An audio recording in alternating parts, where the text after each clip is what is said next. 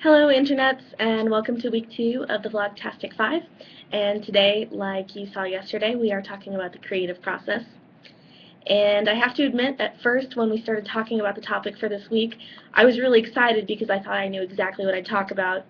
I thought we were going to, or at least I thought we were going to talk about the creative process specifically for vlogging, and then Lebo came along and did his video that had very little to do with vlogging, and I realized that I really needed to broaden the scope of what I talked about today, and I think that's actually a good thing because it kind of helps me expand what I'm thinking about and actually think about my creative process, which isn't something that I do a whole lot of.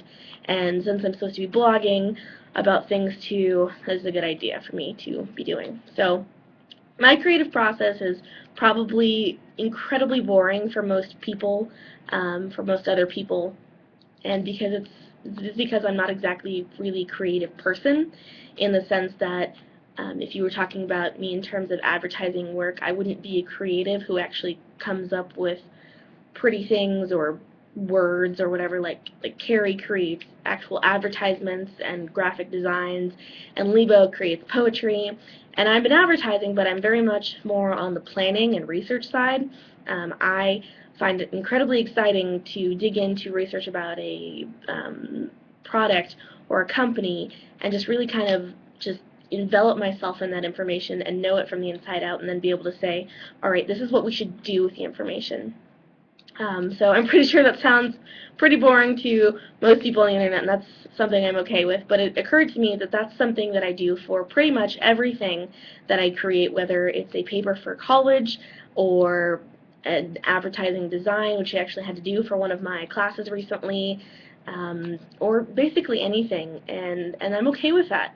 I like figuring out what I need to be doing. I like figuring out the parameters and knowing all of the rules and knowing all of the information that you should have before you create something. And then when I'm done creating something, like a whole lot of creative people that I know don't actually go back after they've created something and say to themselves, all right, well, does this link with the, with the group that I'm trying to advertise with? Is this, exploit our greatest feature? They just create something, and it's beautiful, and that's awesome.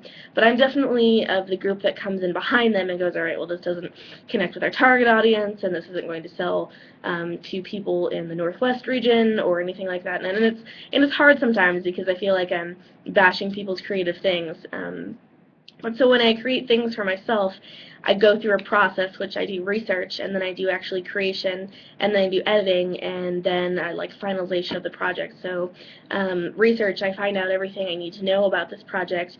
Like I said, rules, stipulations, things like that. And then creative process, I sit down and kind of like come up with as many starting points as I can, whether that's like a graphic, like a drawing or something, or a start for a paper, or really those are kind of the only examples I can think of, or where I'm starting out for a video, and then I actually expand on those things. And then once I've expanded on those things, I go back and I say, all right, does this match up with what it needs to be?